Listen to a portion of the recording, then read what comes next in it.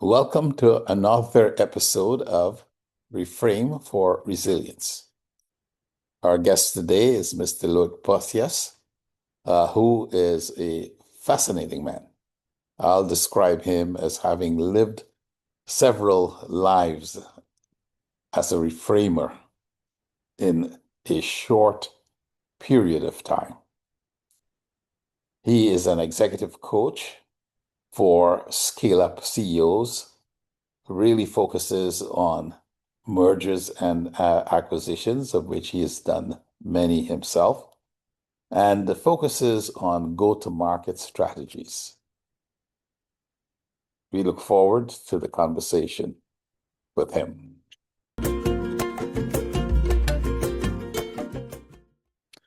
Welcome, Mr. Potjes. Thank you very much, Professor Douglas. Very good to be here. Well, I'm looking forward to our conversation, and to get started, could you share with us the early part of your journey where you actually did something that was really different in a real sense? You took a different perspective. You can share with us what that was, why you did it, and what did you learn from it? How did that contribute to your resilience?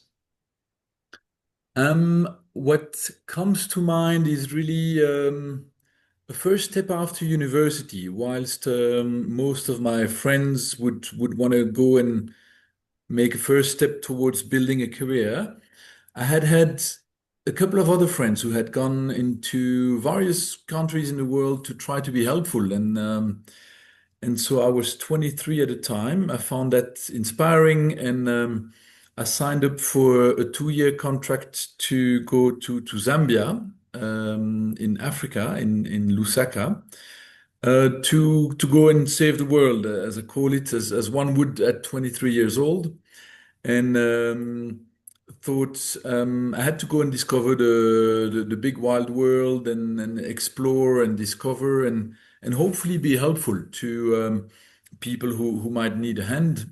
And so I went, and I became, through a quid pro quo. Someone asked me if I did accounting at university. I said yes.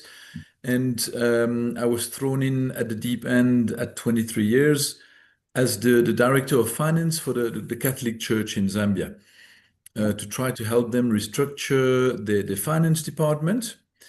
And I met with people from 30 different nationalities, various age, backgrounds, and very quickly I realized that, yeah, people had wonderful hearts and values and faith, but actually on the managerial or financial side, not really the skill sets that were required. And so we had to do a turnaround. So I jumped right in. And it's the first job I had. So I had to actually go by gut feel, common sense, rather than any experience I didn't have at the time.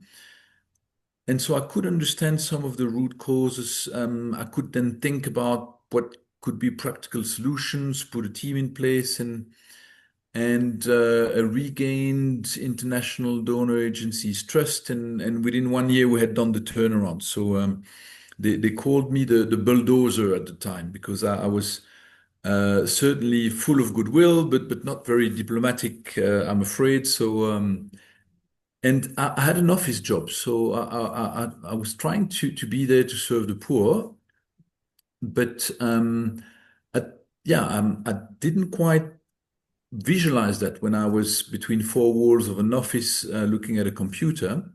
And so on Saturdays, I went to the Sisters of Mother Theresa to help with the people dying, and so that kind of got me connected to the people I was trying to serve. So yeah, talking about resilience, as others were partying in Europe and elsewhere, I was transporting bodies to the central morgue of Lusaka, because the sisters didn't have a vehicle at the time. And so, yeah, that taught me a thing or two about life, resilience, and trying to be helpful to others, actually. That's really quite interesting. Uh, You were called the bulldozer as you tried to turn around this organization. And I remind our audience that actually you came from Belgium, another B. Uh, so it was the bulldozer from Belgium. What is fascinating for me, though, is that you took this on, youthful spirit, wanting to change the world.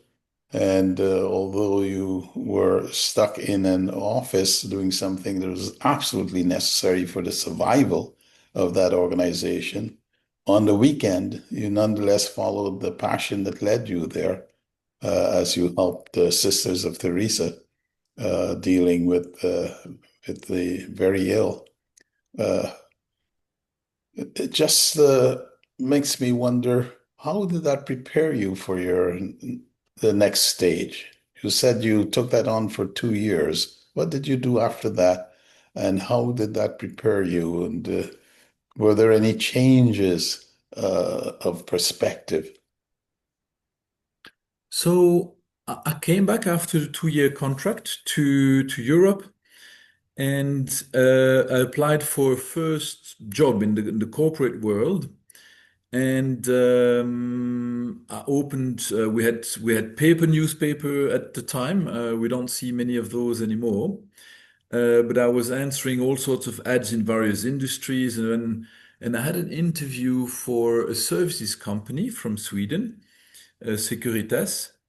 And what certainly I had put forward is, in professional terms, my experience in Zambia. And I might have oversold myself a little bit at the time in an excess of enthusiasm, because I remember the last interview for managing a business unit. That was the job, a business unit manager.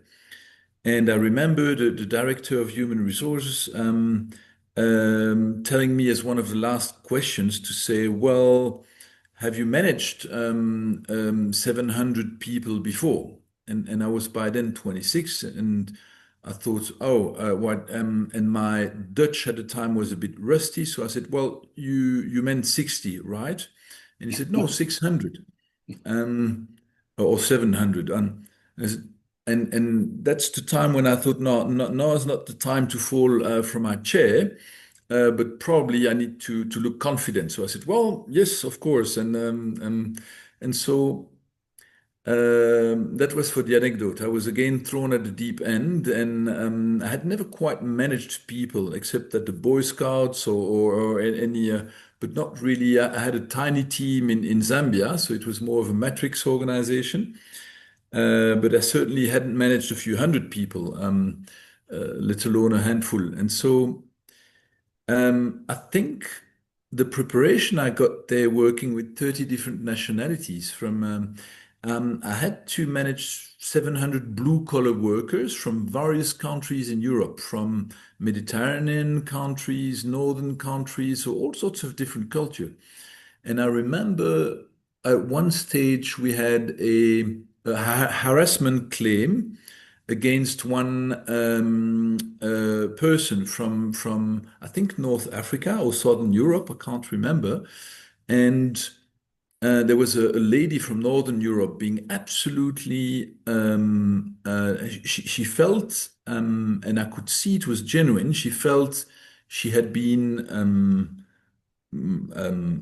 Molested in some way, and I could vividly see at the same time from the other person that he was genuinely as well shocked by being there, and I realized at a deeper level the difference of culture, because someone would simply hold hands to friends, and culturally it was perfectly acceptable, but touching or holding the hand of someone in another culture was meant as a an invasion of her privacy, and which she didn't take too well, and it was somehow escalated, and I could vividly see the deeper level of authenticity, that none of them had meant anything